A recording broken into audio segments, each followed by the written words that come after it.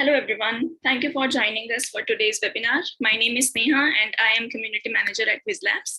Today's webinar is on GitOps, continuous and progressive deployment in AWS EKS.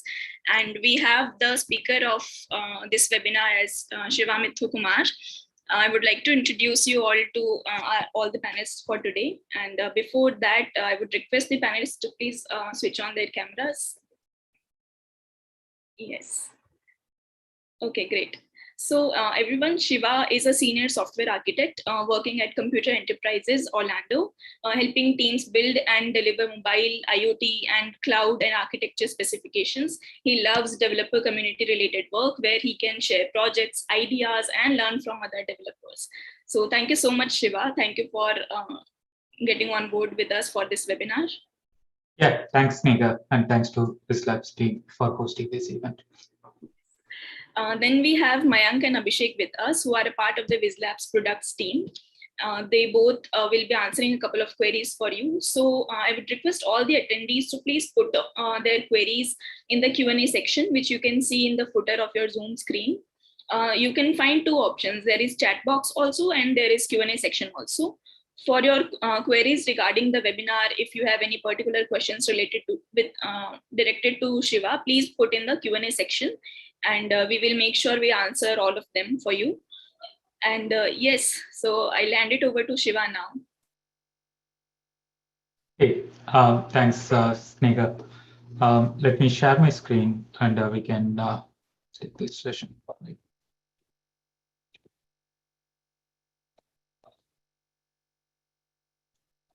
Hey, welcome everyone to this session. Today we are going to see what is GitOps and how to do that the continuous and progressive deployment in AWS EKS cluster. Right. So the agenda of the session today is we are going to see what is like the overview of GitOps and how we can integrate the GitOps in like Kubernetes, and how we can implement continuous deployment and the progressive delivery in AWS EKS cluster, right? So this session is going to be like a little bit theory about GitOps and a practical demo. So mostly like it's a hands-on demo sessions.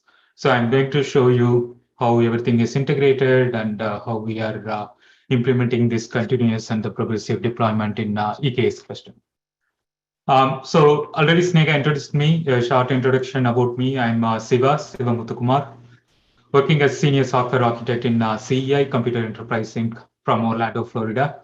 I'm one of the AWS community builder containers, and the AWS community builder is like amazing community.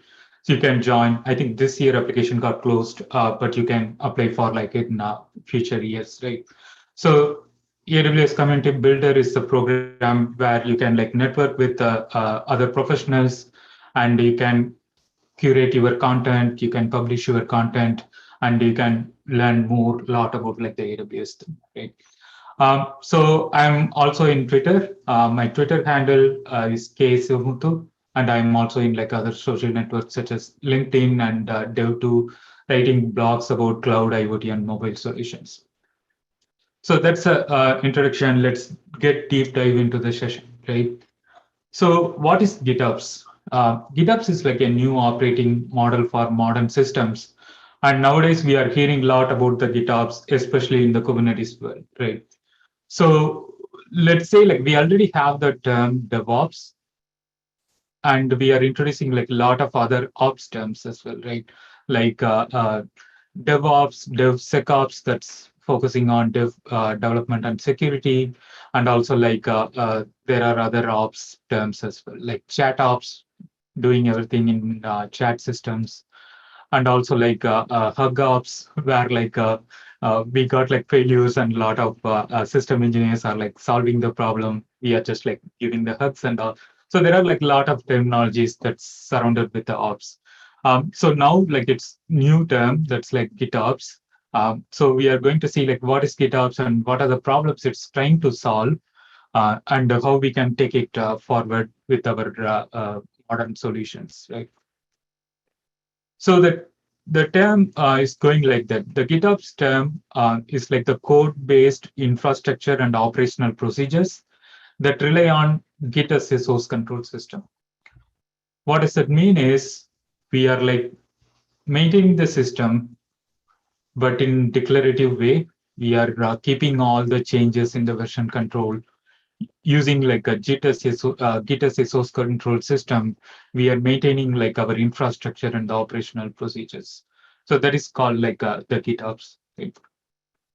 So there are like 4 key principles in the GitOps. One is we need to describe the system declaratively. Then only like we can maintain that declarative versions of our infrastructure or the application in the source control, and we can bring like all the goodness of Git into that maintaining the system, right? Like the pull request reviews, like tracking the changes, all that happen from the Git. Because in this principle, Git is like the source of truth.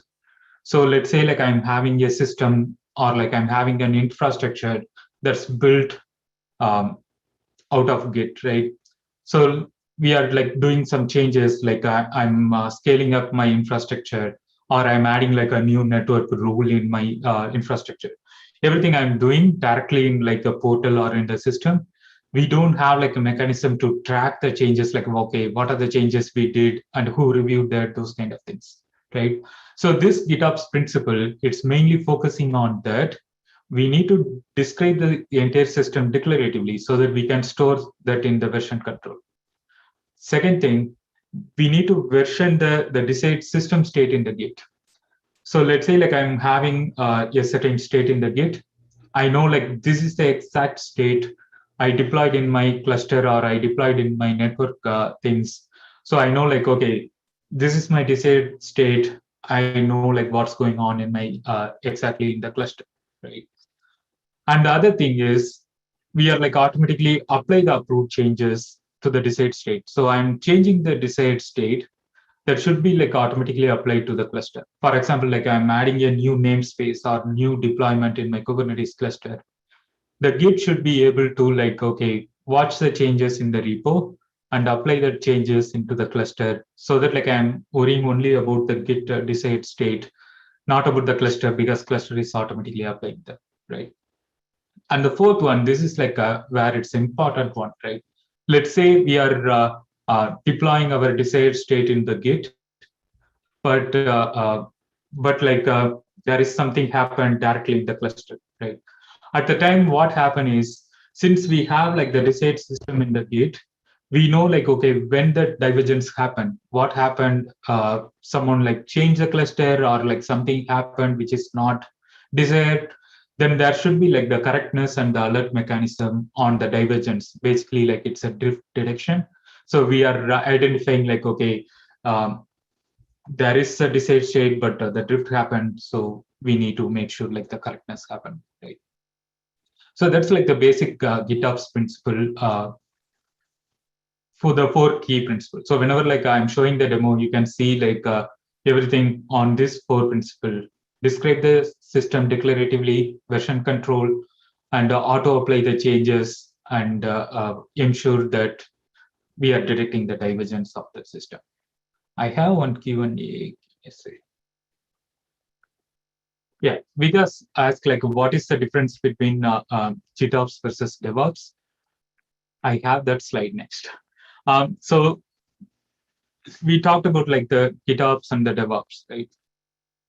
DevOps is like mostly like the umbrella term, because DevOps is not only about the system, it's about like the culture and methodology, like what are the techniques and tools we are using to improve the culture, like the agile culture, right? So I'm able to bring the changes as much as fast I can, and I can direct like the feedback of the system, and I can feed back into the next sprint cycle or something like that, right?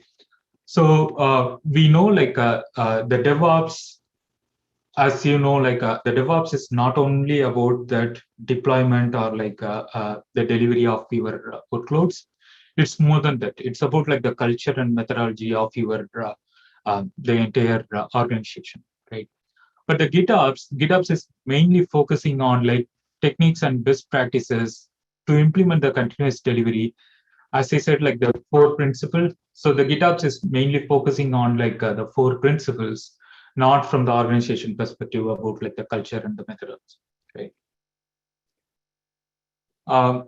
Yeah, the need as like, is it like agile versus Scrum? DevOps is the concept, GitOps is one implementation. Yeah, kindly. DevOps is like the overall, the umbrella concept, and GitOps is like one way to achieve the DevOps, right? Yeah, Kandasamy asked, like, is it similar to the Argo CD? Argo CD is like one of the GitOps toolkit. There are like other toolkit. Today we are going to see like the Flux. But as long as like it's following that 4 principle, then it's part of that the GitOps, right? So GitOps is like the generic term. The Argo CD or Flux, those are like the toolkit to achieve that the GitOps framework. Let's move forward. The other thing is, whenever like you are searching the term in the Google, like GitOps, GitOps is like mostly it comes together with the Kubernetes. We are seeing that because like Kubernetes is most popular, and also like the GitOps integrated with the Kubernetes pretty seamlessly, right? But it's not only for like the Kubernetes, it can apply for like both Kubernetes versus non-Kubernetes configuration and workloads. So GitOps, when you take like the GitOps, it's not just for Kubernetes, right? So you can apply that principle in the Kubernetes workloads, but you can apply the same thing in like the other workloads as well, like non-Kubernetes workloads. The only thing is like keep everything in the version control, and whatever the changes you are applying in the version control, that should be updated in your environment, right? The Kubernetes environment, it's helping in a lot other ways, like so that we can seamlessly integrate this GitOps framework and all. So whenever like you search for the GitOps, you might see like all the Kubernetes terminologies in the GitOps. But I would suggest like see GitOps as like both Kubernetes and non-Kubernetes world. So you can take the same principle and use it for like some other deployment, such as like IoT deployment, or like you can use it for like some other infrastructure or like application management. But as I said, like you need to see always through like the principle, either it's Kubernetes or the non-Kubernetes. Right? So before going into that, there are like 2 different based workflows, right? Push-based workflow and the pull-based workflow. So we will see like, okay, we saw that like what are the 4 different GitOps principle. Now we will see like how we can apply that GitOps principle in our like cluster or something. So we will see like 2 different one, push versus pull-based workflows, right? So the push-based workflow, this is like the workflow we normally use it in our cluster deployment or like the application deployment. We have the code repo, and the CI/CD system, whenever like we are pushing the changes, the CI/CD system like building the code, pushing that artifacts into that artifact registry, and also applying the changes into the Kubernetes cluster, right? So in this one, we can just focus on the Kubernetes cluster. So the source changes, CI/CD is like building that and pushing the changes to the Kubernetes. So that is the push-based workflow, which we normally integrate in our CI/CD systems. But there is like the other workflow as well, right? The pull-based workflow. In the pull-based workflow, what happens is the code repo, it's like still pushing the artifacts to the CI, right? But the delivery part, the continuous deployment part, that's happened by like pulling the changes from the repo. So basically we have a agent, or we have the operator that's running on the Kubernetes. It's continuously watching the changes for the code repo. And whenever the change happens, it just pull the changes and apply that in the cluster itself, right? So push-based CI/CD system needs to push. Pull-based, the agent is like monitoring the changes in the version control and to pull the changes and apply. So with the GitOps operator, we have that Kubernetes agent that's watching your version control changes. So this is like GitOps is like mostly the pull-based control, because it needs to know what happened in the cluster and also like what happening in the version control system so that it can just verify that the desired state and apply, right? So in the GitOps, we have this developer push the changes to the code repo, and CE/CD is like building and testing and publish the images to the container registry. From the ops side, they are updating the state repo. This is like another repo where it has the cluster state and configuration and the app workload state, right? So the operation person, they are updating this state repo. We have that the agent that's pulling the changes from the state repo and apply that, right? So whenever like we are updating this state repo, it knows like, okay, there is some changes happened in the state. I need to make sure like the cluster is also in the desired state. So it just like pull the changes and apply that here. And also like if something happened in the cluster, it knows like, okay, there is a state drift happened.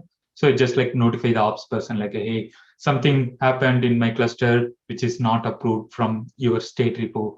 So can you please take some action on that? Right? So that's where like this, the Kubernetes agent, the state sync agent that's in the cluster, that's able to like sync this state and should be able to like notify that the changes. Yeah. So in today's demo, I think like I hope everyone understand like what are the GitOps principle and how the push based and pull based workflows goes, right? So today's demo, we will see how we can integrate that with the Amazon EKS cluster. EKS cluster is a Kubernetes service in AWS. So how we can integrate that and how we can manage the cluster configuration or like the continuous deployment and the progressive deployment using the EKS cluster. Okay. Before going into that, I will just quickly answer the question. What is better, Flux CD or Argo CD? Both are better. Both are applying in the same GitOps principle, but they are approaching it in their own engine way. But most of the EKS CTL tool, they have this Flux CD integrated. But you can use like the Argo CD also. It's not like a problem over there. Both are like working on the same principle. In fact, like at one time they have a discussion to merge both tools together, Flux CD and Argo CD. But after some time, after some thoughts, they just like departed in their own ways. Okay, the Saurabh asked, does GitOps include IAC2 or is just to manage Kubernetes object and deploy? It can include anything, right? It can include IAC or it can include like Kubernetes. That's why like I talked about like Kubernetes and non-Kubernetes approaches. There are like, as long as your infrastructure is code, the operator or the agent is able to understand that, then it's fine over there. And Ananta asks like GitOps term is originated from AWS or it is proposal from the best practice. I think it's proposal from the best practice, but the GitOps term, I think it's termed by Weave Control. They are the creator of the EKS CTL tool and all, and also like the Flux CD. So it's a term already there. AWS is taking that as a best practices to manage the clusters and all. Okay, so let's go for the EKS cluster, right? So some of you already know what is Kubernetes and what are the cluster. I will try to explain it in like the higher way, but I would suggest like you can take any of the tutorials or like any of the documentation either from Wizlabs or AWS to learn more about the Kubernetes, right? So first thing, the EKS cluster, how it works is we need to provision an EKS cluster that's a managed Kubernetes service in AWS. And they have the worker nodes because Kubernetes is mostly a container orchestration, right? So I can deploy like a lot of my containers into the cluster and the cluster knows like how to operate that container. So it has like a worker nodes. That means we need a couple of VMs to run. So EKS is like taking care of that. So the third step is we need to connect to the EKS and just like run the Kubernetes apps, right? So for that, first we need to create a Kubernetes cluster. So there are like a couple of ways to create a Kubernetes cluster. You can use the portal itself, or you can use some cloud formation template or infrastructure as code tool, lot of things, right? But the works, they have created this EKS CTL, EKS control. It's just to create a Kubernetes cluster in EKS. Right? So I will quickly show that code.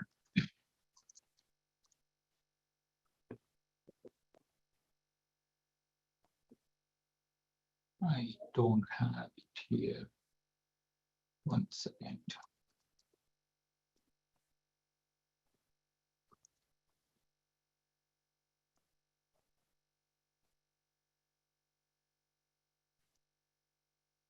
Okay. So this is the configuration, right? So this is the configuration. I think you can see, or you want to increase the font size. Okay.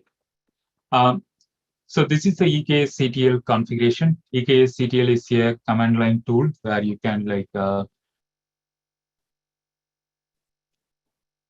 check that here. So it's an official CLI for Amazon EKS. Initially, like VWorks created, but then it became like more official because it's like easy way to create a cluster, right? So in the EKS CTL, it's expecting like certain configuration. So I have created the configuration here, like, okay, I need to create the EKS GitOps demo cluster in a US East region, and also add some node groups. The instance type is T3 medium, and the scaling configuration is like a min size 2 nodes, max size 3 nodes, and I'm enabling some IAM policies, right? So you can see this is like the simple configuration. So what we need to do is create the cluster using like EKS CTL, create cluster, that config YAML file. Okay. So using that, you can create the cluster. The cluster creation, at least it would take like 30 minutes. That's too high. So I don't want to waste your time. So I already created the cluster here, and it's also connected, right? But once you create the EKCTL cluster, just like create the cluster, create the node groups, and configure your Kubernetes config, and you can just like query the pods there like this, right? So I have 2 nodes that's running, and I don't have much deployment. Everything is like the basic deployment. Now I need to integrate the GitOps. For that, EKCTL provides a couple of configuration. So here we are having the GitOps configuration, and we are saying like, okay, my code is supposed to be in GitHub, and this is my the repository settings, and it's a private branch, and what branch it should be.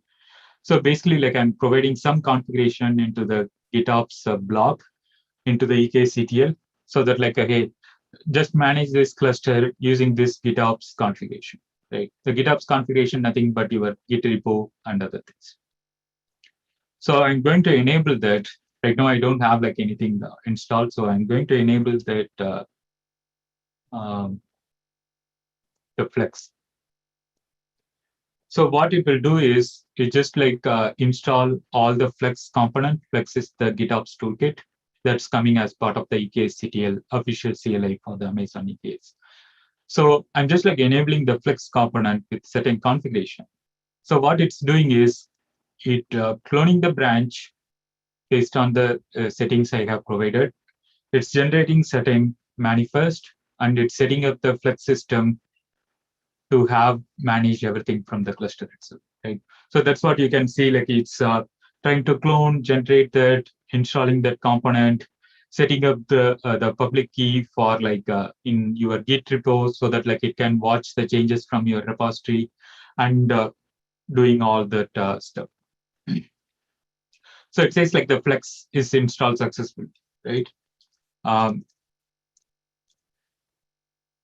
So now we will see in our Kubernetes, like what are the things that got installed, right? So you can see like the Flex system namespace that got installed, and a couple of deployments are like the pods that's going on. So it has like a Helm control, image automation, customized notification, and all. We will see like one by one what are these components and what are the functionalities providing, right? Okay, so I close some of this thing. Any prerequisite before enabling Flex by using the command which you have shown? We don't, no prerequisite except like you can install the Flex CTL, Flex command line tool, so that like you can check like what are the state in your cluster and all. So you need to install the Flex command line tool. But if you go to that the EKS CTL tool, they have the clear documentation like how you can enable the Flex and all. But as long as you have the EKS CTL, that's fine to install the Flex components in the cluster. But if you want to manage that from the client system, then you need to install the CLI tool of the Flex. Right? Okay.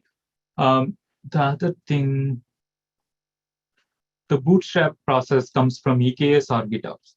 It's a EKS, but it's using the Flex GitOps toolkit to integrate the GitOps into that the cluster frame. Right.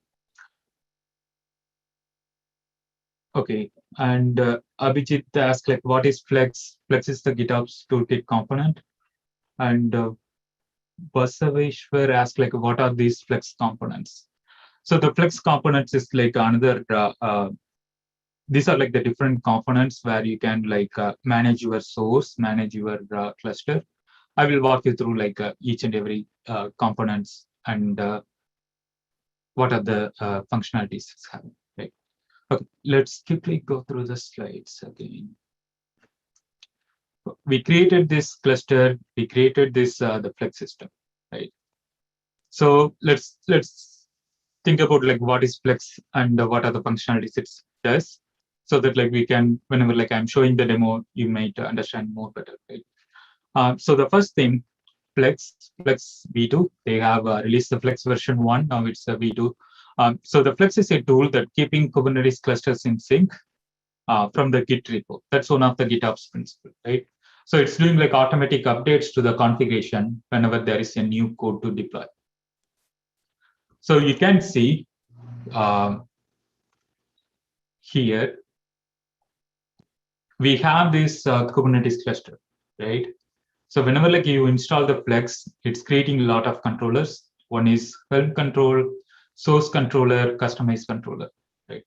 So what it does is, I have configured everything, and I have certain components. I'm saying like, okay, this is the repo you need to watch for source, and this is the configuration you need to install the Helm releases and all. So those are like configuration. We are saying like, okay, these are the different state you can pull that resources from, right? So now, whenever the changes happen in this repo, the Flex is like listening to the repo changes, and whenever there are changes, it just like apply to that cluster using the Kubernetes API. So what's happened is we have configured this cluster with the Flex system, right? So if I go to that repo, you can see it's created that the basic components here. It's just like a plain YAML file. It knows like how to install that component for the Flex system and all. Now, let's say like I'm going to add some changes, right? So let me add the change. Before that, we will check like, okay, what are the namespace? We have default Flex system, the basic namespace. Now I am going to create a new namespace, but instead of creating in the Kubernetes cluster, I'm creating that in my repo, because this is my state repo, right? So let's create a namespace called Wizlabs. I move that to here. So in the customization, I'm saying like include Wizlab.yaml. I think Wizlabs, right? Wizlabs.yaml. And in the Wizlabs.yaml, I'm going to create a namespace.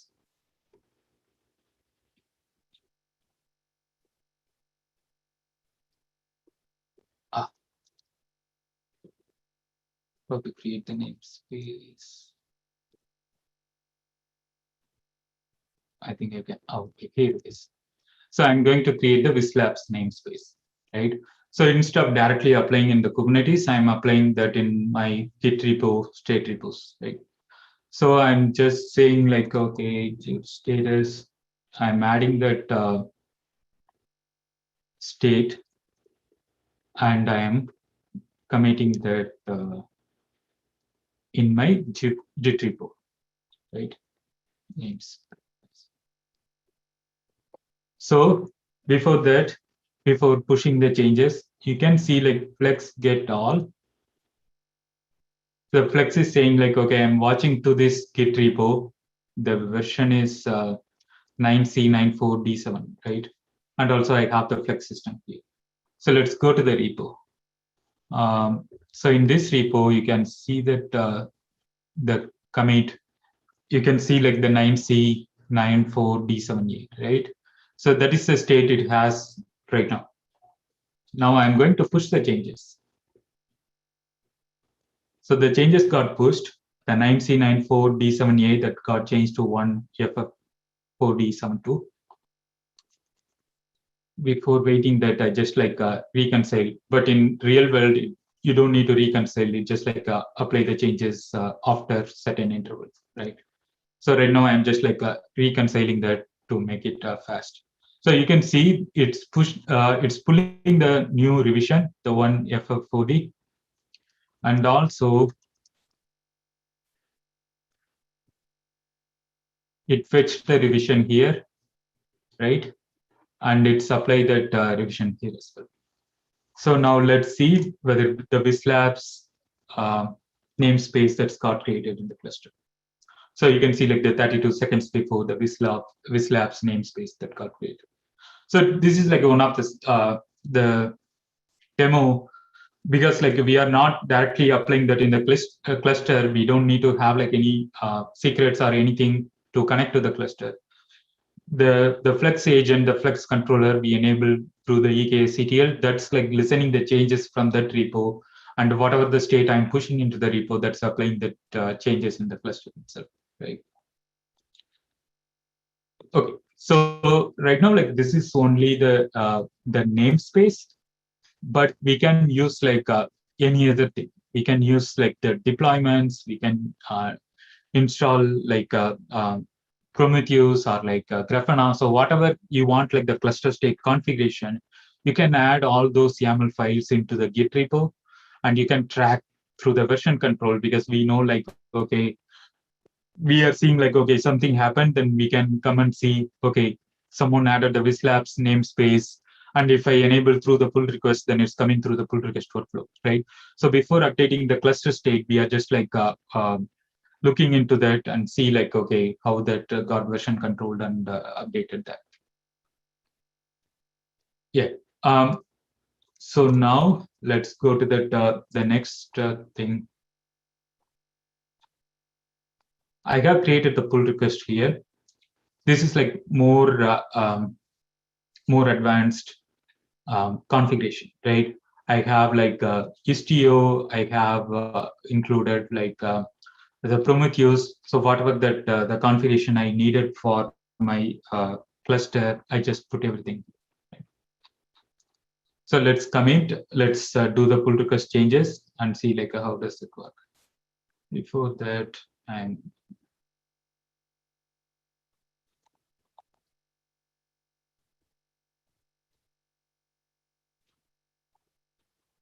okay. I'm committing the merge, and I'm merging this pull request. Okay. So now it got merged into the main, right?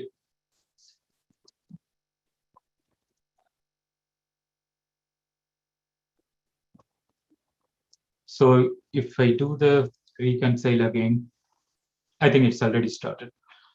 It's installing the Istio, it's installing the Prometheus, all those other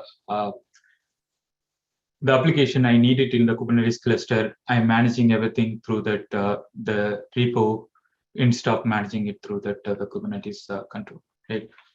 It will take a couple of minutes. we will see. Yeah, it will start running. We will see that in a couple of minutes. But you can see like there are all namespace that's got created. Cube system, this is like the default namespace for your cluster to be running. But the other namespace we are creating through this the Flux. Okay, so while it's creating, let's answer the questions quick.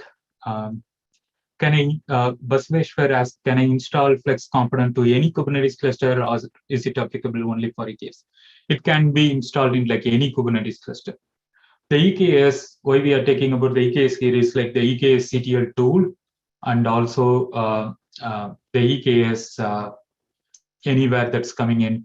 So they are building this the GitOps practice into the EKS ecosystem very tightly, right? So whenever like you are looking for the EKS GitOps, then you can see this Flex system that's coming into that tutorial or in their blog. So they are integrating this GitOps. The reason is like, especially when it comes to the EKS anywhere, the cluster, it can be run on like any of your on-premise infrastructure, right? So you cannot like have access to go to the cluster and access the cluster to install certain repo and all. Right now, everything you can go, everything like setting up in your Git repo, right? Hopefully that answers your question. Yeah. And what are the resource requirement? Okay. Yeah, what are the resource requirement to run all these? Disk size, memory, or do we just give them a blank check? I didn't understand your question on it. You're asking like, do you want to have the resource requirement for like managing this, or resource requirement in the for this system to run in the cluster?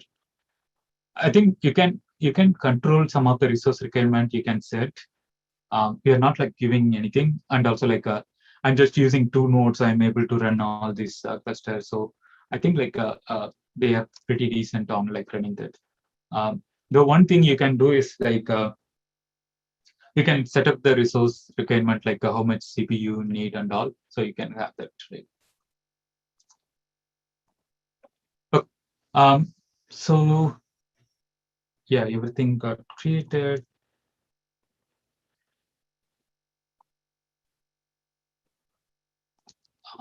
Now we will see. Okay, I got some error. That's obvious. Podinfo.yaml, no such file or directory. That's fine. Let me fix that.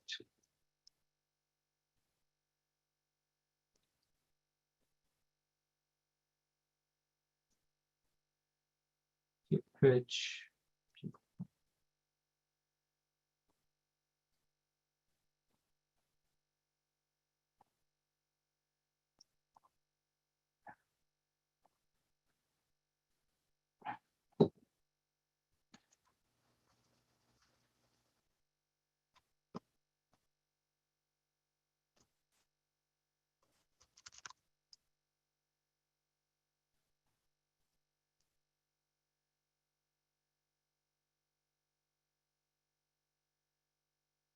Okay.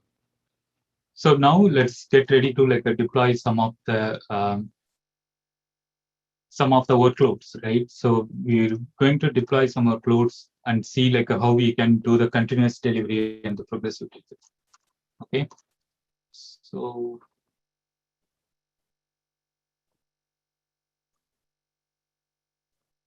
yeah. Okay. So now you can see we are having this the pod info deployment that's got like creating, right? So what does that pod info does is it just like giving the information about the pod. So we deployed that deployment using this Flex system. We are saying like, okay, get this, deploy this pod info, and the container is pod info 5.0.0, right? So this is nothing going to give some certain information. This is a server how you will do the deployments, like your application backend or front end or microservices. So we are doing this continuous deployment using this the Flex system. So we are having all this deployment service, whatever that's required, we are putting that in the Flux system. So whenever like you are changing the version here, then it's just like updating that in your cluster, right? So here you can see pods. We have this pod info primary that's running. Let's expose that pod.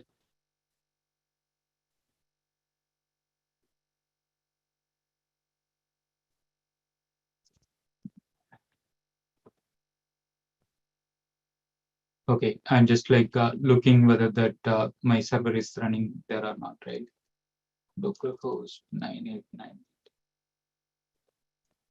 1 second, it's still forwarding that.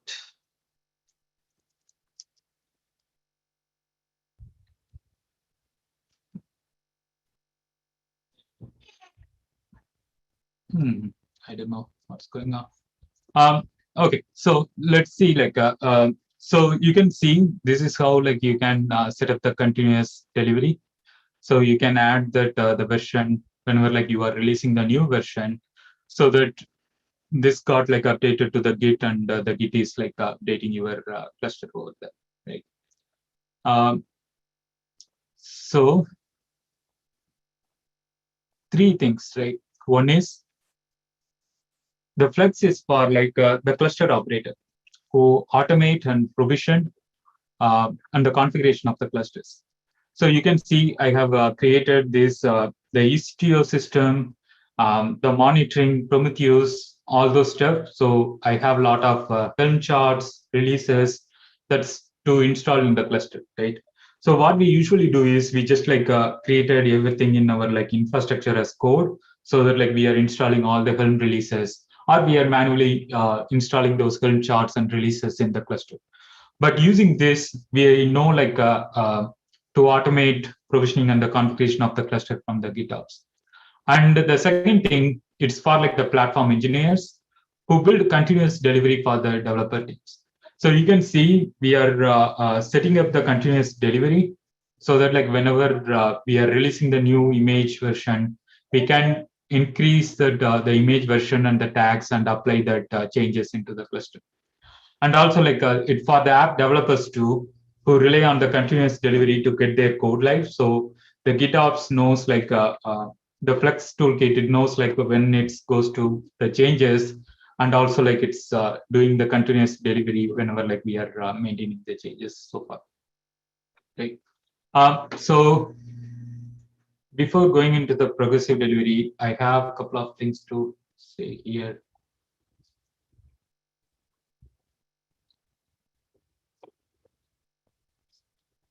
Okay. We see we have this the pod info that deployment is running, right? Also, we can do certain notifications. So that's where the Flux system is coming into the picture, where it can like notify the user whenever there is changes that's happening in your server. And also you can like update the image policy also, right? For example, let's take this example. I'm having this deployment and I'm having the version 5.0.0, but let's say like I'm doing a continuous delivery to my deployment here, to the image here, right? So for let's say like instead of every time I'm coming here and increase this version 5.0.1 or 5.0.2, something like that, I can create the image policy. So this image policy is going to say like, hey, apply these changes, but apply this change the sem version range for like 5.0.x. So whenever like I'm releasing 5.0.1 or 5.0.2 or like whatever the 5.0.99, then the Flux system is able to update the policy, and it's able to update the Git report back.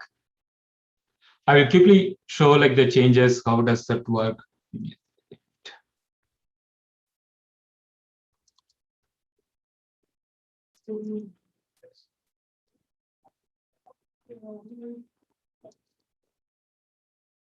Oh, So I enable the changes like the image sync and the notification.yaml. So we will see like how does that syncing the image by automatically update that image and also notify the user that's are in the Discord. So I need to again merge.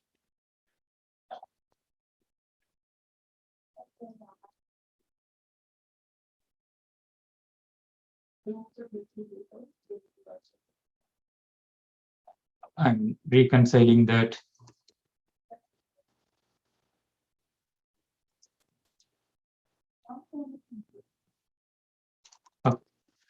So it got updated there.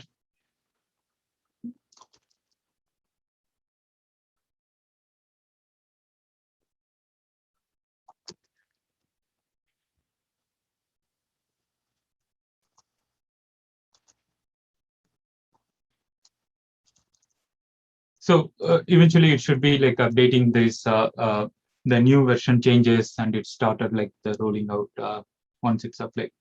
And also you should be able to see the notification here that's able to say like, okay, I have this Discord URL. So whenever there is a change to like a Git repo or the customization, then you just like send the notification to the Discord URL over there. So there are like a lot of moving pieces in this GitOps, but you can understand like the main functionality. So you can apply like the changes and you just apply to the cluster, right? So I will move forward. I think like I have less time the Q&A. I will move forward, but you can understand like how does it work. Okay, so we saw about that, and the next thing is the progressive delivery, right?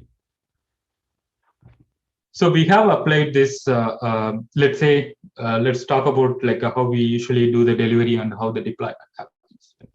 So let's say I'm creating a service, the backend service, let's say like order service. So I have the V1 deploy, right?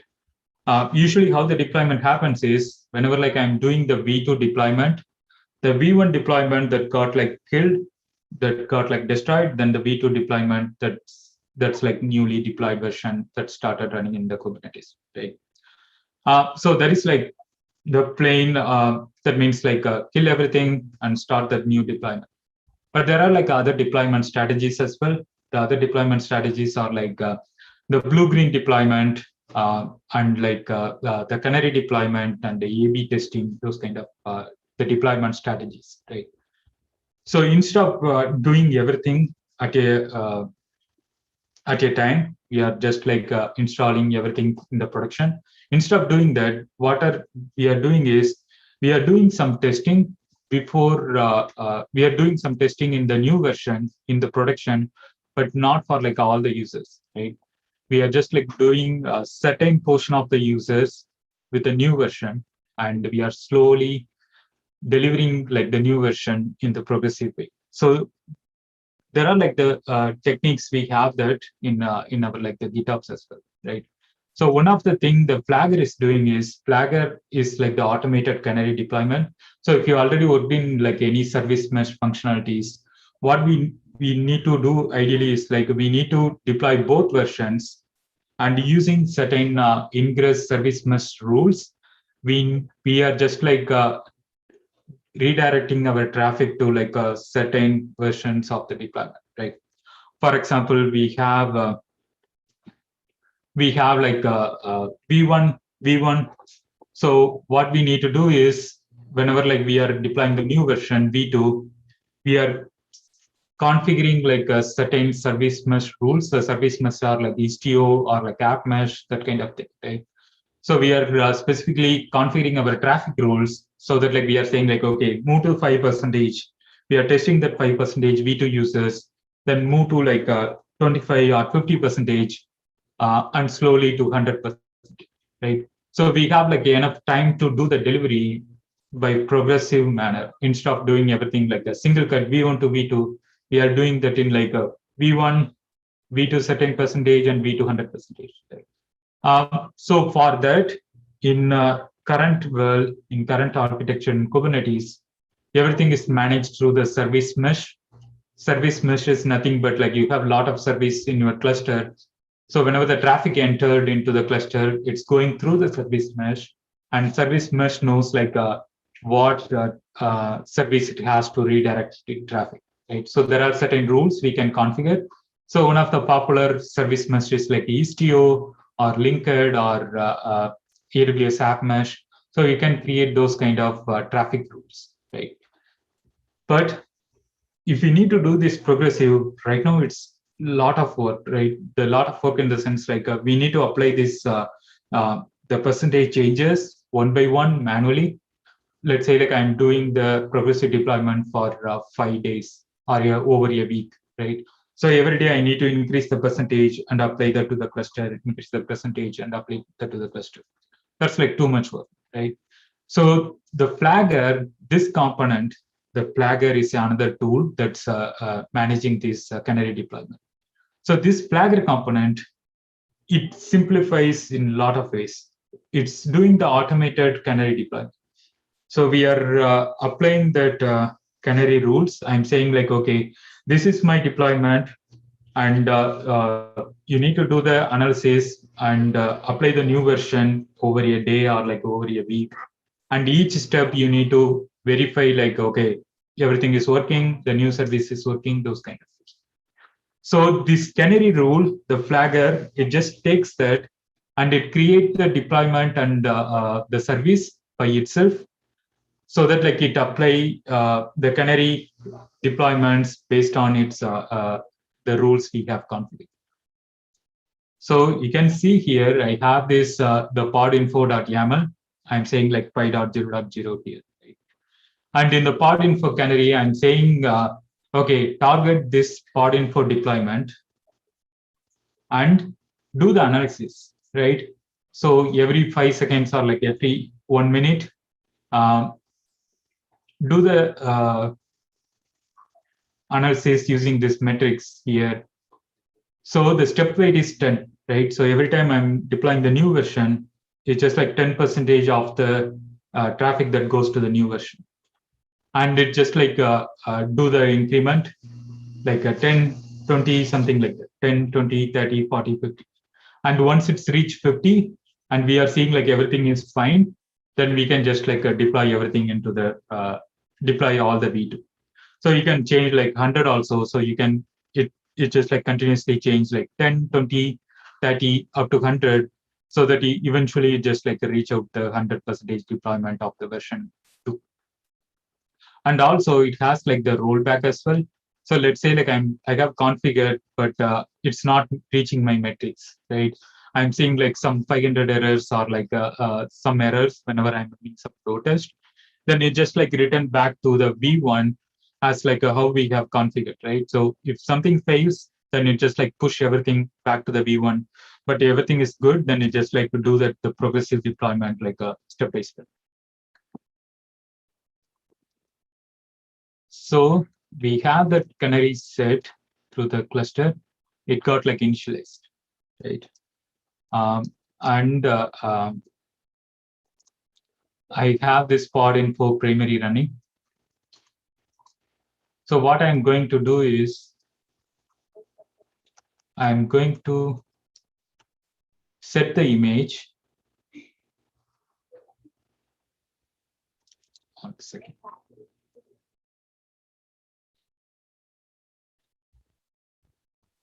Okay.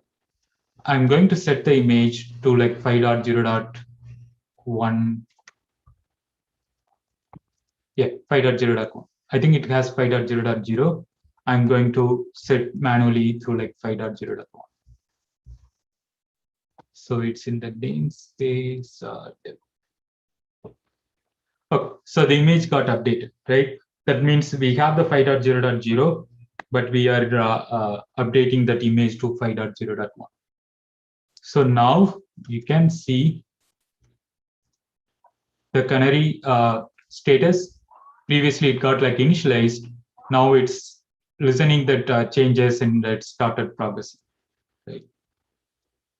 So if I continuously watch the changes, you can see like after some time, the weight will get increased to like 10, 20 based on the rules I have set here, like every 5 seconds it just do that analysis, and it just increase that the weight. So after some time, you can see like the weight got increased to 10. So after some time, it just like reach the 50, and everything will be like a deployed to 5.0.1, the image update. So instead of like immediately setting up the images, you just do the progressive deployment. So whenever like I'm accessing the URL, still it goes to 5.0.0. 90% it will go, 10% it will go to 5.0.2. So you can easily understand like, okay, how the deployment goes, whether it got like failed or not. And also you can hook like certain workflow here. So you can see like, okay, do some load test before doing any the analysis, or before going into that the complete rollout, do some acceptance test, so that like we are testing everything is going good, and we are just like switching the version. So this is like one of the strategy, the deployment strategy. Instead of doing like the continuous delivery, we are doing this progressive delivery, so that like we are doing like some acceptance test and the conformance test before rolling out completely into the production cluster. So that's the Flagger. So combined with the Flux and Flagger, you can see we have this namespace, canary, everything that's created in the Git repo. We have this Flux install that's listening the repo changes and applying the deployments into the cluster, either using Helm or YAML file.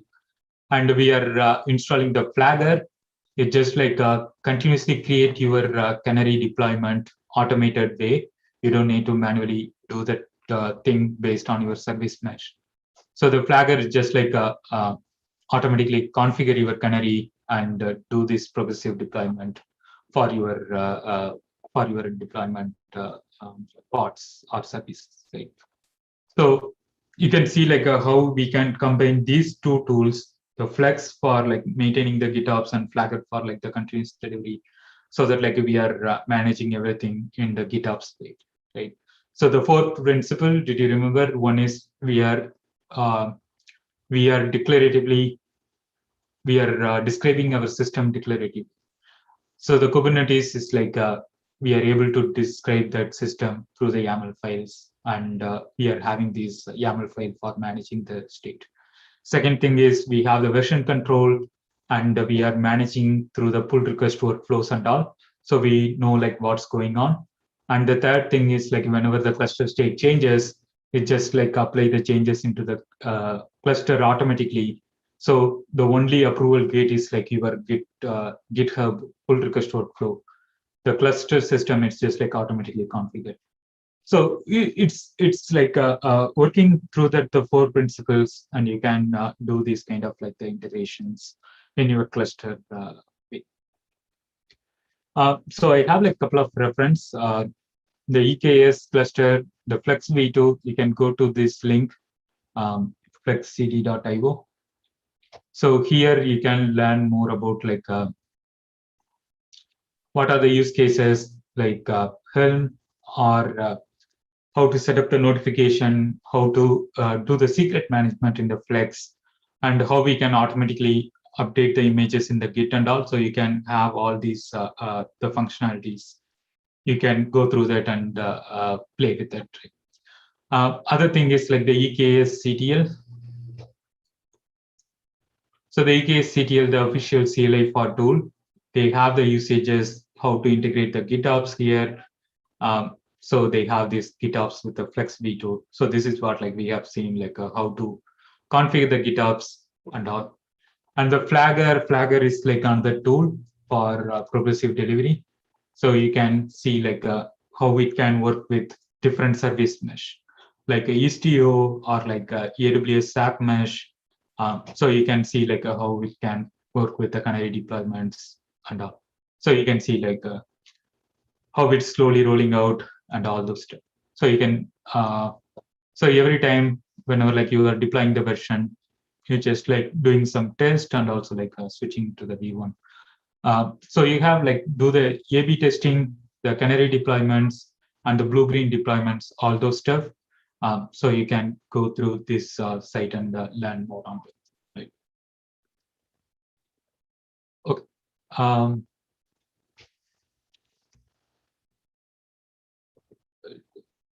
Abhishek, do you want to go through this quick tour, or like I can answer some of the Q&A? I have that in chat. Take questions before that, Shiva. Okay, yeah, sure. I have a lot of questions here. On second, I will go one by one. Okay, how to manage dependencies on infrastructure components? So let's say like we have the dependencies, right? I need Istio to install before Flagger, or Istio to install before any other components. So for that, I think I'm sharing the screen right. Give me a second, I will share screen quickly. So that's where like the customize is building. Customize is like the layout engine. So here you can see in the infrastructure, I have the customization YAML. So I have like a lot of YAML, right? But I need to specifically apply in the order. So you can see I have provided the order like, okay, first create the namespace, then go to the Istio, then go to the Prometheus and the Flagger. So you can like maintain the order of the dependencies by providing this the customization configuration, so that like you can manage that the dependencies. Okay. The next question Honian asked like, so you have Flux managing apps, cluster, infrastructure. Is Flux behaving like an orchestration tool? Yes, the Flux is that the agent that's running on the Kubernetes, right? It's not like the orchestration. It's just like another the operator or the agent that's able to like listen the changes and apply. I'm not. It's not like something orchestrating. That means doing the workflow kind of stuff. I think the Argo CD that's enabling those kind of workflows, but Flex CD is like mostly working on the GitOps tool. But the Argo CD has like the similar concept for that thing.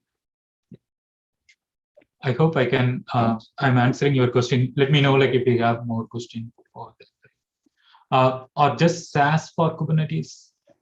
I don't know what's the context over there. Just chat it in the add it in the Q&A. I don't know like what's the context for that. We know more. Can we GitOps for only infra or other CA tool for application deployment? We can do for like other CA tool for the deployment as well.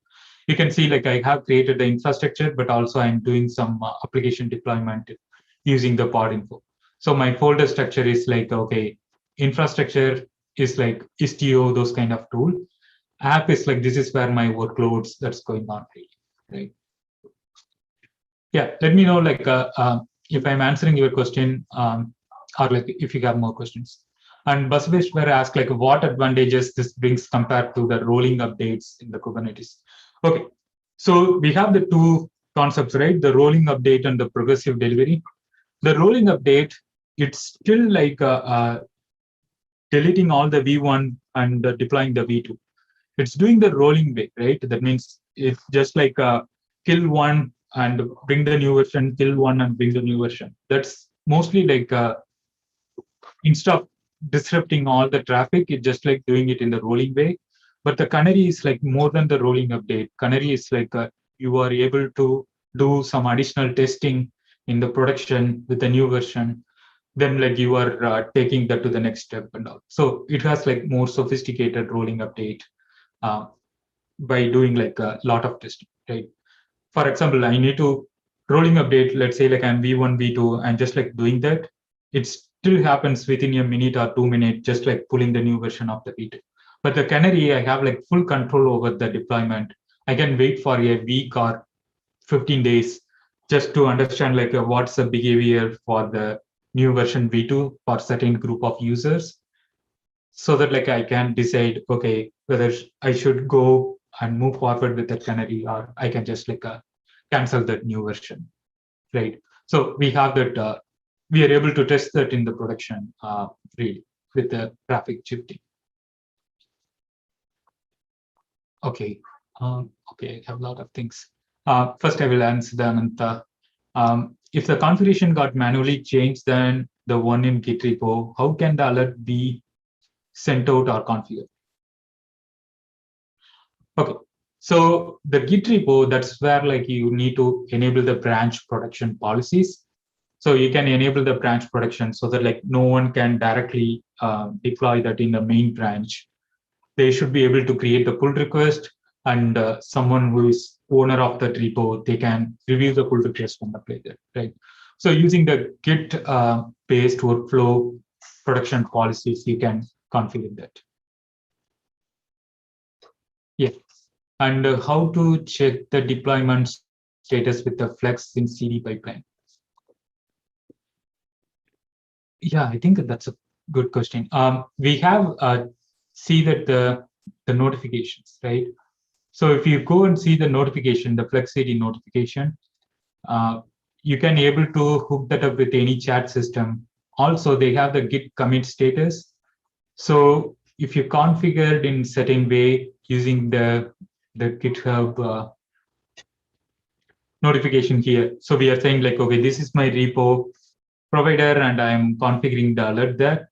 So what happens is it just like create the checks in that GitHub, so that you can know like, okay, I made the changes and the deployment status is like happening using this check, right? So you can have that integrated with the pull request. So you can merge only that the checks have paused or something like that. Does that answer your question? Yeah, let me know like if you have more question over there. And how is CI/CD pipeline done? Lakshmi Priya asked like, how is CI/CD pipeline done? So from the application wise, right? That's where like we have talked about this the pull-based workflow. Let me quickly show that. So from the application wise, the CI/CD pipeline, this is mostly like publishing the artifact. It's not doing like any deployment in the cluster, right? So the publishing the artifacts only the CI/CD pipeline, basically the CA pipeline, right? Because we are taking the CD pipeline to the GitOps. The CA pipeline, we just like build the images, container images, and push to the registry. And the state repo, this is where like the continuous delivery pipeline does happen. Yeah, let me know, or like you can follow me in my Twitter handle for like to having more discussion there.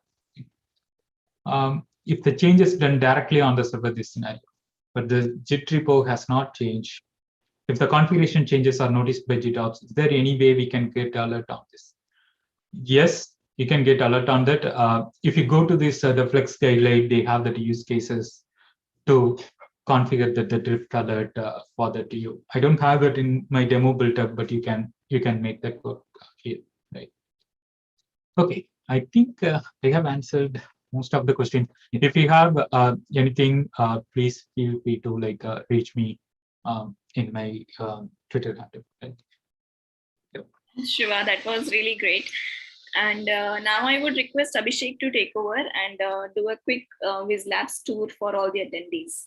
And I would request all the attendees to please stay over, because we will have an interesting quiz shortly. And the winners of that quiz will be rewarded with free Wizlabs courses and practice tests of their choice. So please wait for that quiz. I'm sure you will enjoy it. Over to you, Abhishek. Thank you, Sneha. I'm just closing the screen share of Shiva. Okay. I hope my screen is visible. Yes. Perfect. Hello everyone, welcome to Wizlabs webinar of the week. And today you had a great presentation with Shiva, and now I'll walk you through what Wizlabs has got for you. So for those of you who have not used Wizlabs, we are giving you a free opportunity today. You can participate in our quiz and win the access to practice test or hands-on lab or online course. Okay.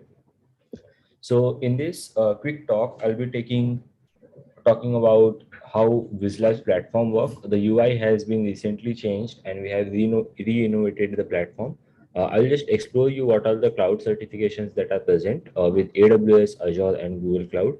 I will walk you through the lab features that we have got for you. And if you have any questions or queries, you can ask us in the chat or Q&A section. So what Wizlabs is trying to do with the hands-on labs is we are adding a feature called as learn by doing.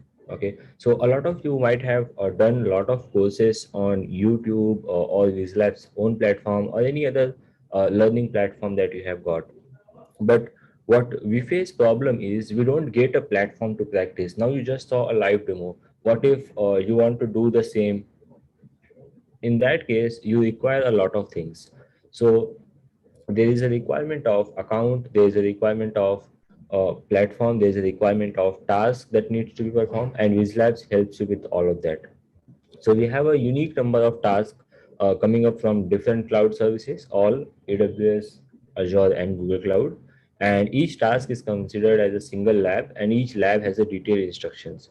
So we have divided labs into two sections. The first one is called lab details, where we will just walk you through the brief description of the lab.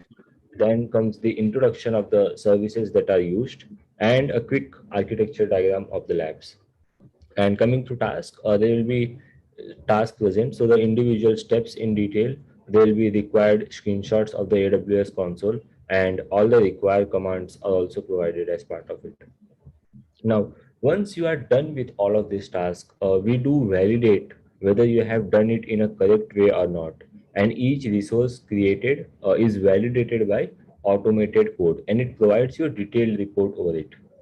So if the outcome of the lab is not as expected, let's say if you have diverted from the steps, then we give you all the necessary information to fix this issue in your next attempt.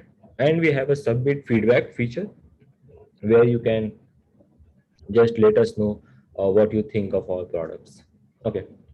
Now, once I talk about setting up your live environment, you need to set up your cloud environment. So maybe you need to provision some of the AWS, Azure resources, and there is no cost and no need to provide your credit card information if you are using Wizlabs. So I'll just check a quick, I will just walk you through a quick demo on how to access Wizlabs.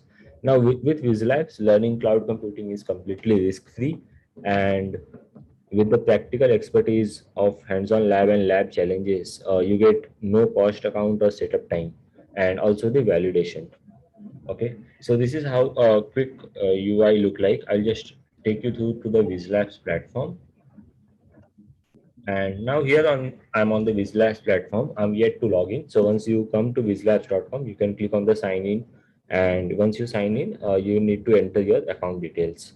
So on sign in, you will be able to see your picture here, and you can just click on the My Courses.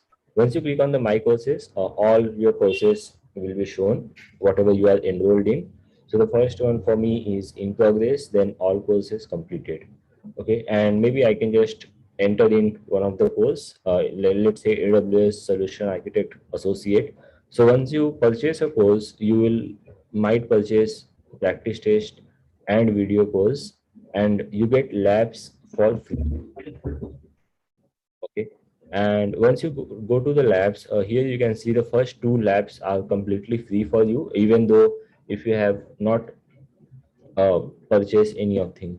Then we can just use one of the labs. So let me just start a lab. You can click on the start button and you will be redirected to play.wizlabs.com from wizlabs.com portal. So now this lab is about how to work with Spot instance on EC2 and save your cost. So the lab details just walks you through whatever the things you will be using. So you will also learn how to navigate to saving summary and the pricing history for EC2 instances. Okay, then there is a quick intro of how EC2 Spot instance works and what is EC2 Spot instance, all of those things. Now you get to see an architecture diagram where you will be performing a task to have the Spot instance ready. Now we have got a task details where you need to walk you through the complete steps. Okay, Now the first task is click on the environment by launch the environment by clicking on the start lab. So I just clicked on the start lab button, and this will take maybe up to 10 seconds for provisioning the resources and getting a fresh account for you. Okay, lab is now started and you can click on the open console button. So once you click on the open console button, it will ask for username and password. So you can copy the IAM username. We have created a username for you. You can paste your username and the password. So once you paste the password also, you will get the access to Wizlabs AWS account. So it is easy, quick, and you don't need to provide your personal information to AWS. Now, you can just take up to the steps. So first step is make sure that you are in US East Northern Virginia region. Yes, I am into that. And now the next task is to move to EC2 console. So if I go to EC2 console, just click on the EC2, or maybe you can direct from the services, go to compute, and from there you can use the EC2. You will be redirected to the dashboard of your EC2. So you can now click on the instances and it will show if there are any instances being already present. So currently there are no instances present here. And similarly, you can just perform all of these steps one by one and learn how to create a EC2 spot instance.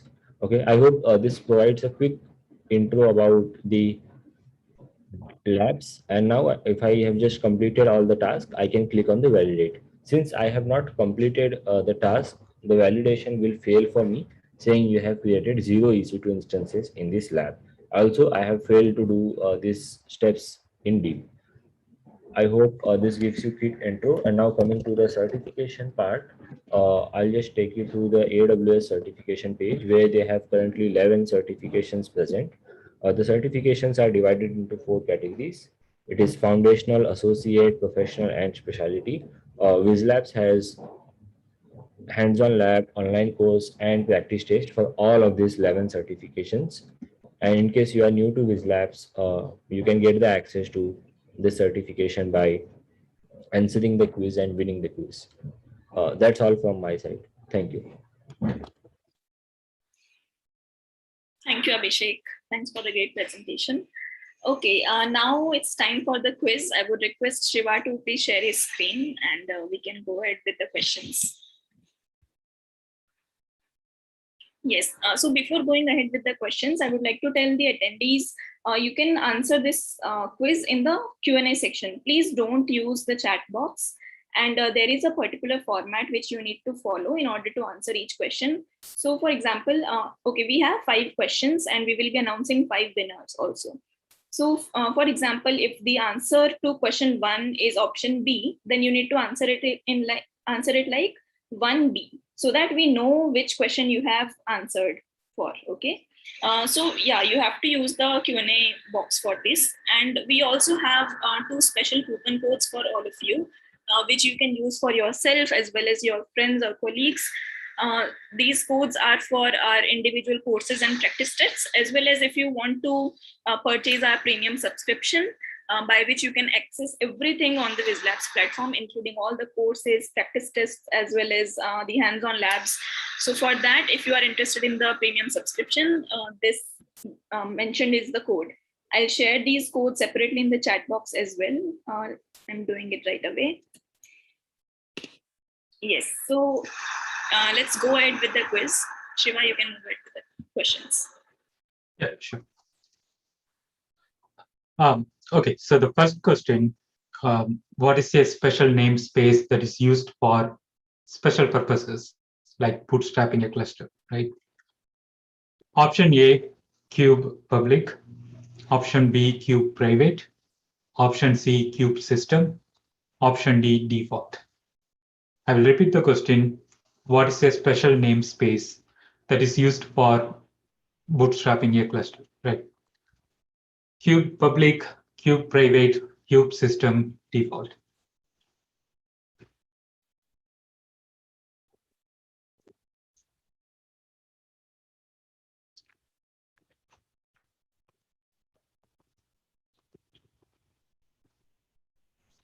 We are still receiving some answers in the chat box. I would request the attendees to use the Q&A section. It is there in the footer of your Zoom screen.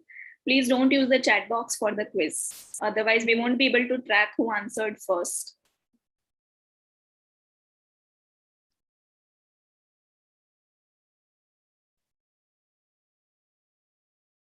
Okay.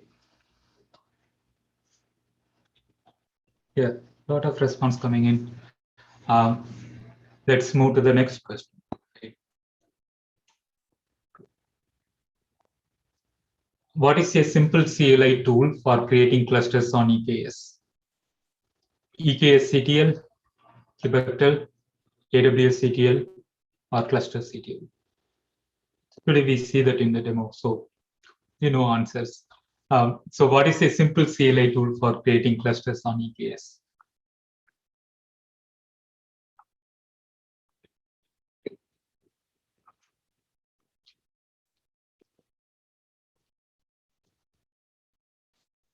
I think if you are directly answering the question, I think Snega mentioned like it has to be in the format question and the option, like 2B or 2C, something like that. Right?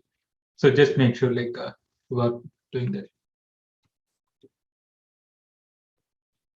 Okay, let's move to that question.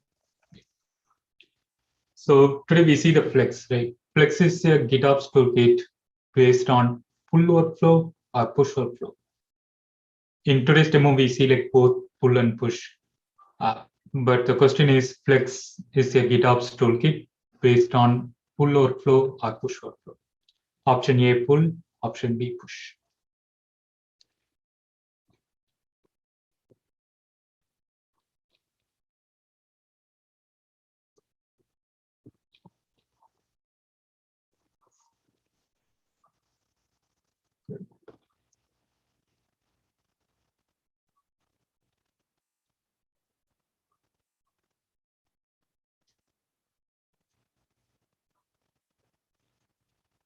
Yeah, more answers are coming in. Okay, let's go to the next question. So we see like the couple of deployment strategies, right? So which deployment strategy allow organizations to test in production with the real users? I will repeat the question. Which deployment strategy allow organizations to test in production with the real users? Option A, canary deployments. Option B, blue-green deployments. Option C, rolling deployments.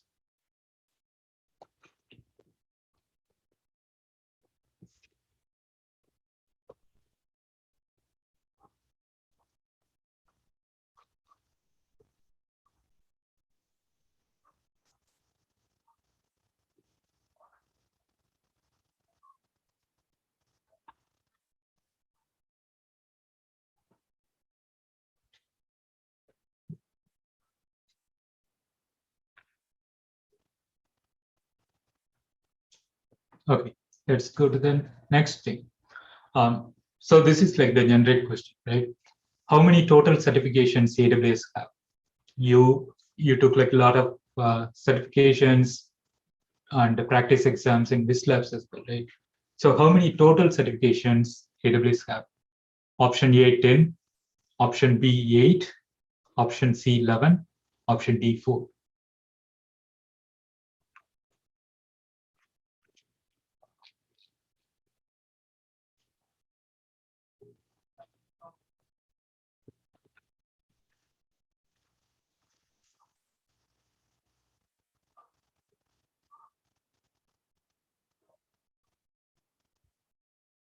Okay, so the next question.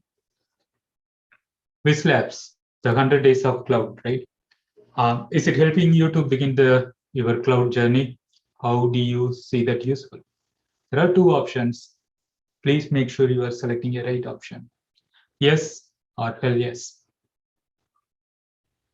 Wow, we were not expecting this, Shiva. This is an interesting question for sure. Yeah. You have not left much of a choice for the attendees. I think it's a tough choices. They need to carefully choose.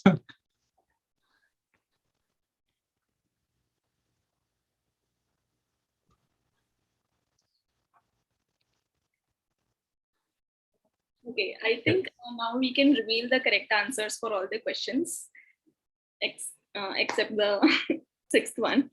Anyway, Okay. you can go back Yeah. to this. The first one, the correct answer is option C, cube system. So whenever like you create a cluster, you can see like the cube system that's got created. It's a special namespace for like the bootstrapping cluster, right? So you can see like the AWS node and other the cluster related deployments that's going on in the cube system. So the first question, the option, the correct answer is cube system 1C. And in second question, we see that the EKS CTL tool, that is a simple CLI tool for creating the clusters on EKS. It's an official tool as well, right? So EKS CTL, that's the right answer. 2A is the right answer. B, the kubectl is like managing the cluster. It's not going to help you that creating the cluster. The other questions are like, so the right answer is A, EKS CTL for question 2. Question 3, the right answer is pull-based workflow because it's continuously monitoring the changes for the repo and it's pulling the changes to that the cluster. Right? So question 3A is the right answer. And 4, which deployment strategy allow organization to test in production with real user? The canary-based deployments. The blue-green and rolling deployment, it's not giving the option to test. But the canary-based deployment is giving like the option to test in production with the real users. So 4A is the right answer. And 5, how many total certifications AWS have? So 11 is the right answer. I think so, right? So 11 is the right answer for like the total certification the AWS have. They have like the professional, associate, and also like the specialty certifications there.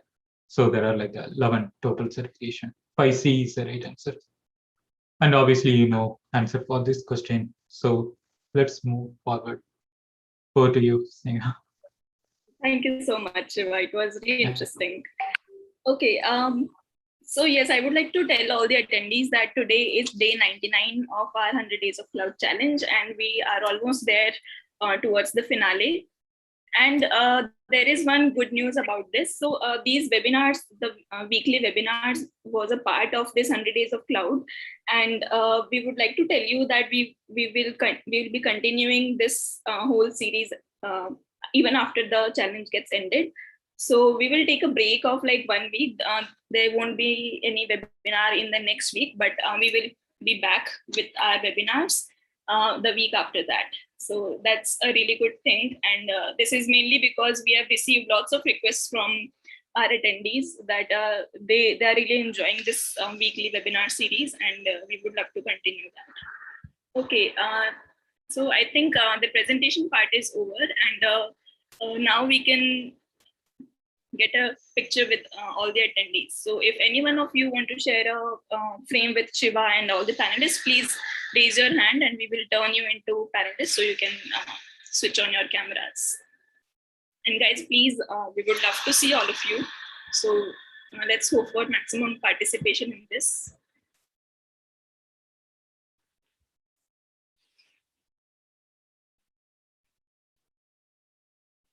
Hello, Robert. Shomo Santa. Hi, Prasad. So nice to see you all.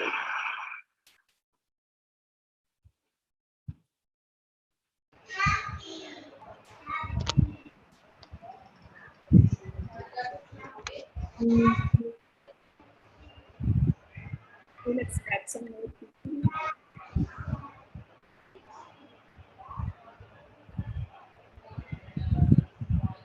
Those who have joined us as panelists, you can switch on your camera.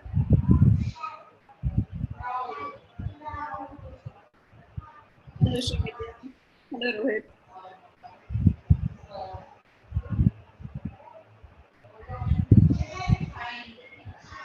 Some people have joined.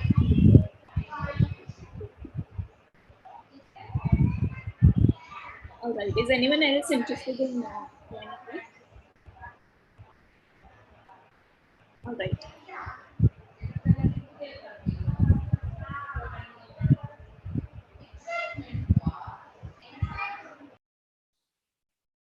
Okay, Ajay and Rohit, you can switch on your camera.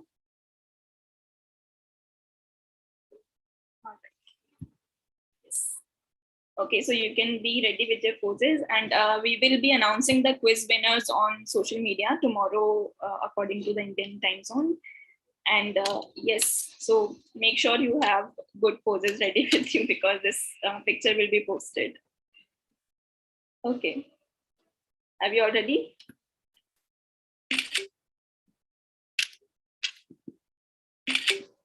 Thank you so much, everyone.